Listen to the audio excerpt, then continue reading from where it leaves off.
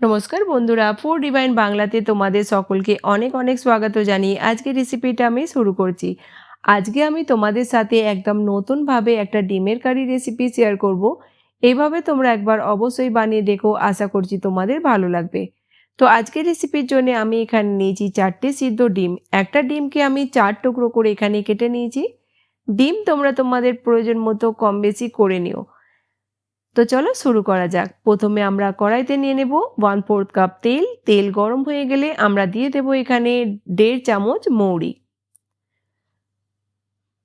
মৌরি যখন আমাদের ভাজা হয়ে যাবে আমরা দেব এখানে দুটো মিডিয়াম সাইজের পেঁয়াজকে ছোট ছোট টুকরো করে কেটে। দিয়ে দিলাম এখানে একটা ছোট দালচিনির টুকরো।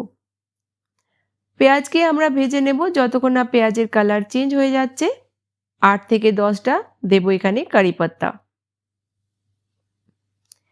পেঁয়াজ আমাদের ভাজা হয়ে গেছে, দিয়ে দেব এখানে 1 চামচ আদা রসুনের পেস্ট। আরও 30 সেকেন্ড আমরা ভেজে নেব।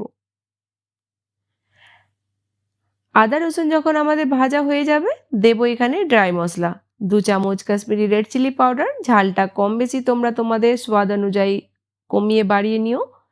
হাফ চামচ হলুদ গুঁড়ো, 1 চামচ ধনিয়া পাউডার, লবণ দেব স্বাদ মতো।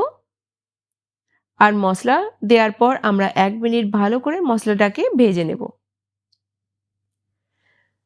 বন্ধুরা, আমার চ্যানেলে যদি তোমরা নতুন হয়ে থাকো তো প্লিজ সাবস্ক্রাইব করে নিয়ে আমার পাশে থেকো, আর রেসিপিটা ভালো লাগলে বন্ধুদের সাথে বেশি বেশি করে শেয়ার করো।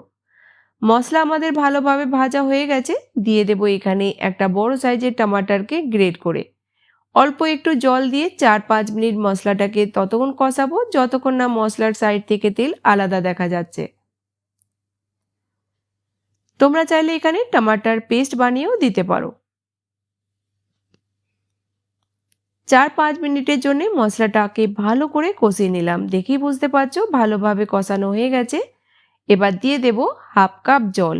গ্রেভিটা অবশ্যই তোমরা তোমাদের পছন্দ মতো অ্যাডজাস্ট করে নিও। হাফ চামচ দেব গরম মশলা।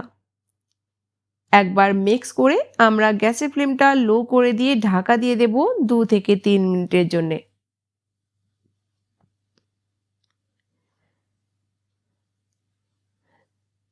2 মিনিট পর দেখেই বুঝতে পারছো মশলাটা খুব সুন্দরভাবে আমাদের এখানে কষানো হয়ে গেছে। এবার দিয়ে দেব সিদ্ধ কেটে রাখা ডিম। হালকা হাতে আমরা মিক্স করব। গ্যাসের ফ্লেমটা আমরা লোতে রেখে ঢাকা দিয়ে দেব 3 থেকে 4 মিনিটের জন্য। তো প্যানকে কভার করে দেব। 3-4 মিনিট পর আমাদের টেস্টি ডিমের কারি তৈরি হয়ে গেল। দিয়ে দেব ধনেপাতা কুচি, আর দেব এখানে দুটো কাঁচা লঙ্কা বীজখান থেকে চিরা লাগিয়ে। বাস হালকা হাতে মিক্স করে আমরা সার্ভ করে নেব। তোমরা যতক্ষণ না এইভাবে একবার বানিয়ে খাবে তোমরা বিশ্বাসই করবে না এই ডিমের কারিটা কতটা টেস্টি তৈরি হয়েছে। তো বন্ধুরা, রেসিপিটা অবশ্যই বাড়িতে বানিয়ে দেখো, আর কেমন লাগলো কমেন্ট সেকশানে বলতে ভুলো না যেন। ভালো লাগলে অবশ্যই চ্যানেলটিকে সাবস্ক্রাইব করে নিয়ে আমার পাশে থেকো, আর বন্ধুদের সাথে রেসিপিটা বেশি বেশি করে শেয়ার করো। তো নতুন কোনো রেসিপির সঙ্গে আবার দেখা হবে।